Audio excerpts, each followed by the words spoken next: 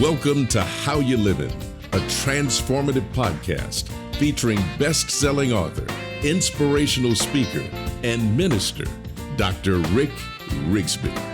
And now, Dr. Rick.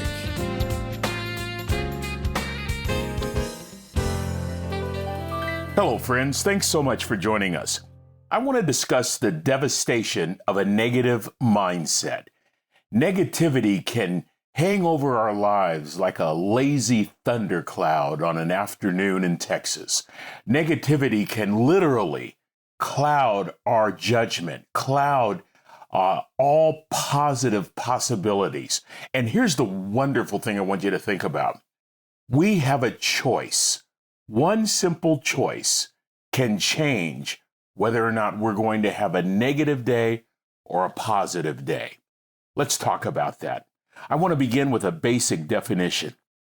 Negativity, the tendency to be down, disagreeable, skeptical, pessimistic. When we're negative, we're thinking the worst case scenario. We look for the worst in every situation. Negativity is often product of depression, even insecurity. It stems from unexpected events, what we might consider undeserved consequences or circumstances. Negativity can also be the result of loss or illness, personality issues, mental condition, substance abuse. The list is long. Bree Maloney is Director of Marketing and Community Relations at Marquis Urgent Care in Southern California. In the company blog titled Marquis Medical, Maloney lists several ways negativity will manifest in behavior. I want you to see how many of these behaviors you identify with. I tend to be a pretty positive person, yet I found this list to be both revealing and convicting. Negativity will manifest itself in the following ways. Number one, cynicism, a general distrust of people and their motives. Second, hostility, unfriendliness toward others, and unwillingness to develop relationships. Third, filtering, only noticing the bad in what should be a happy experience or a memory. Number four, polarized thinking, the belief that if something or someone is not perfect, then they must be horrible.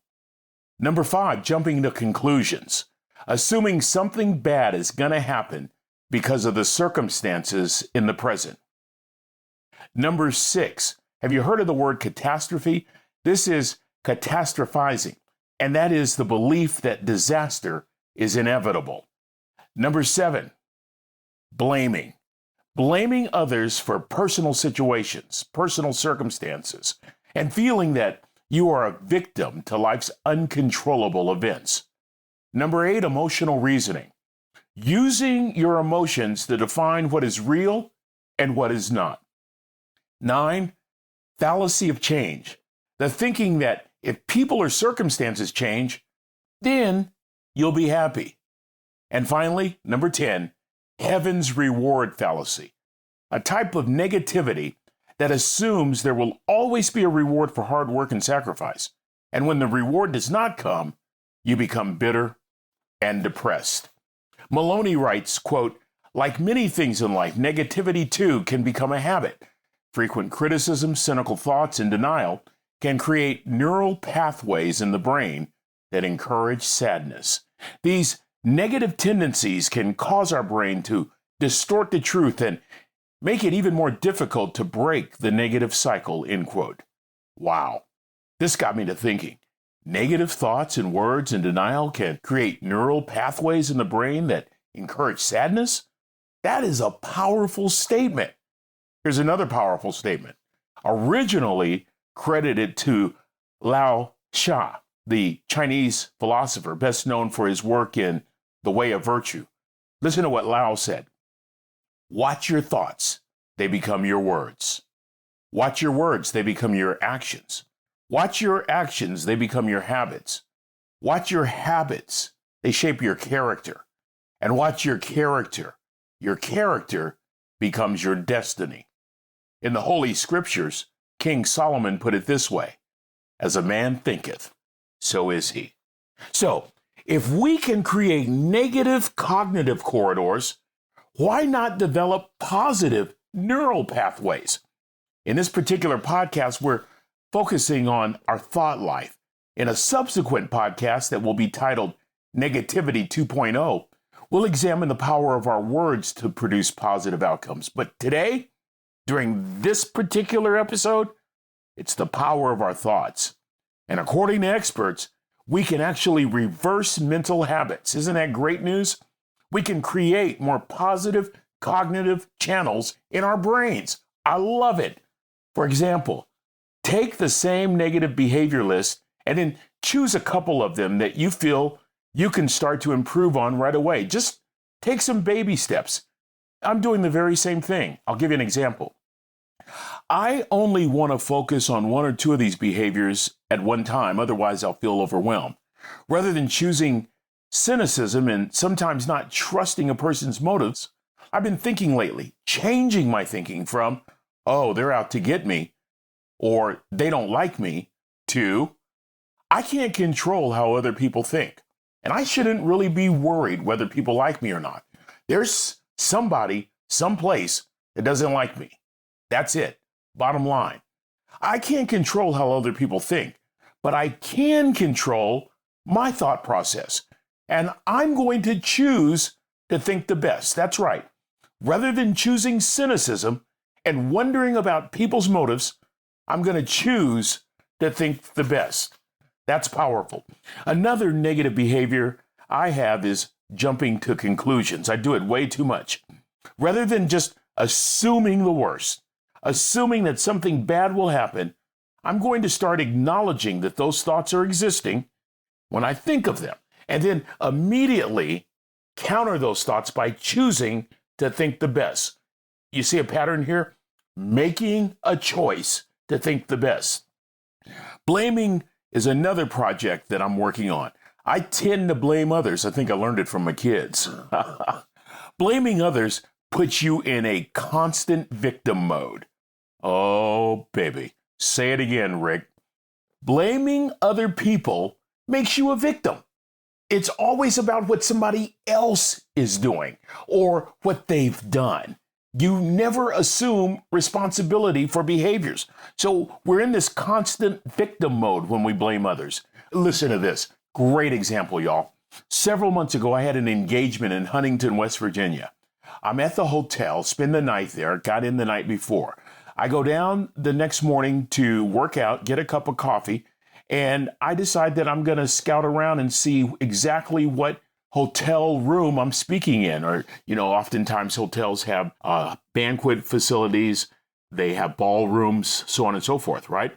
I can't find the room where I'm supposed to be speaking. Can't find it. It's about 6 a.m.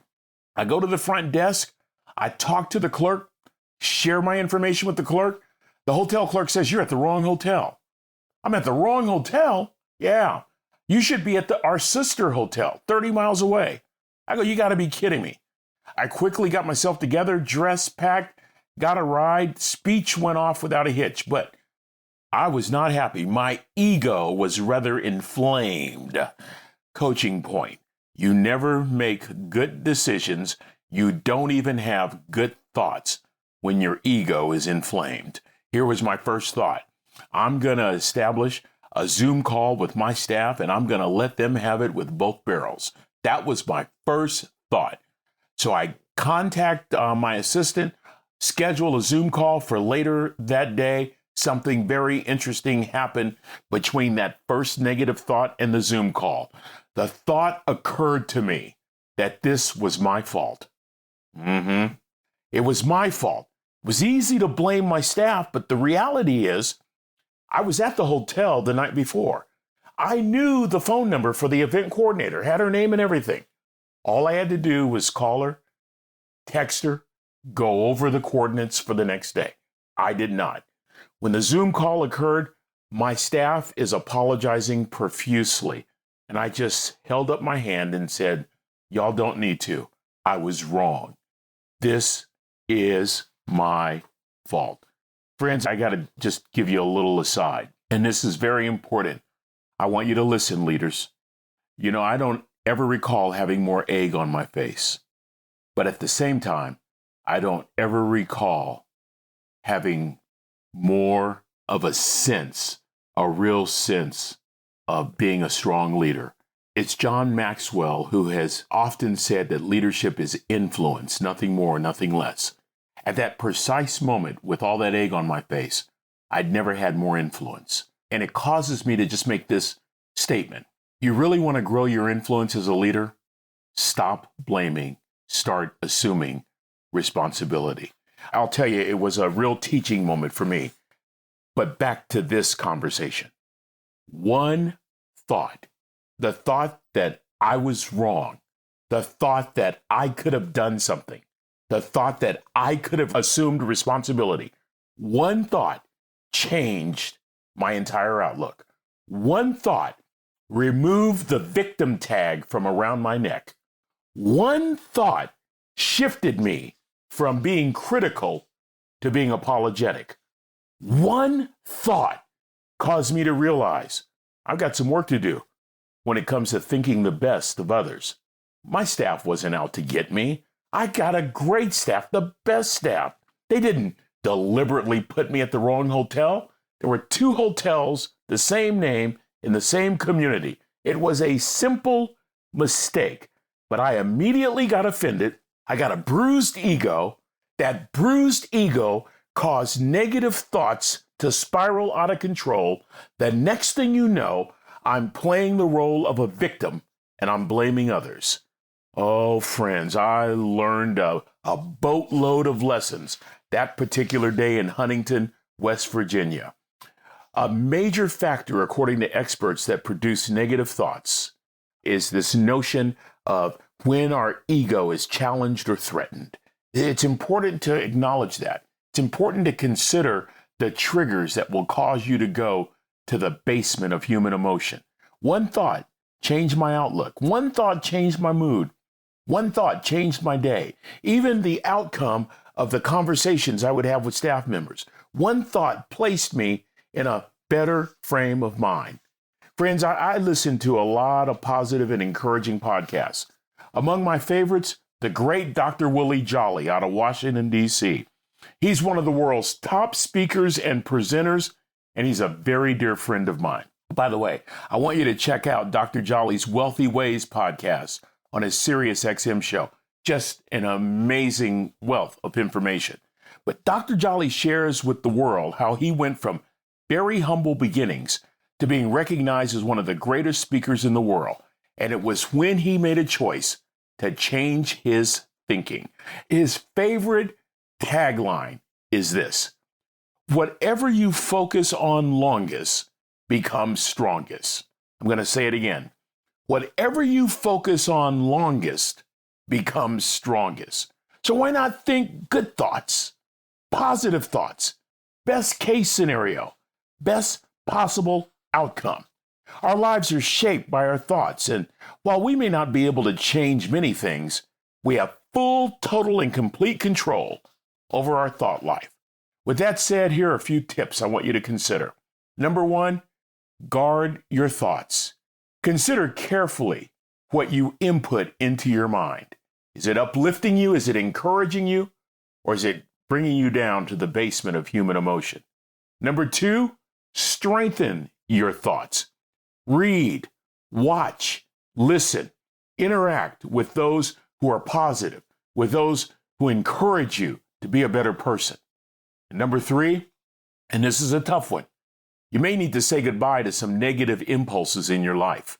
I consider a negative impulse as anything that will encourage my mood to sink rather than to soar. It may be time to put some memories in the grave once and for all. It may be time to disassociate with a certain person.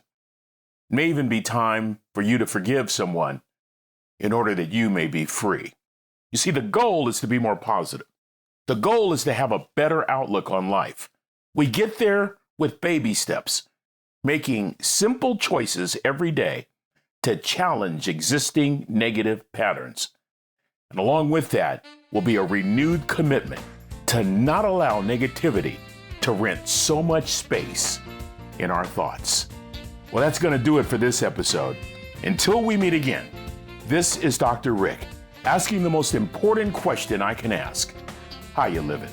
Are you ready to make an impact in your world right now? Do you want to stop existing and start living your best life right now? Dr. Rick wants to give you the first chapter of his best-selling book, Lessons from a Third Grade Dropout, absolutely free. Just go to www.rickrigsby.com/free gift to get the print or audiobook right now.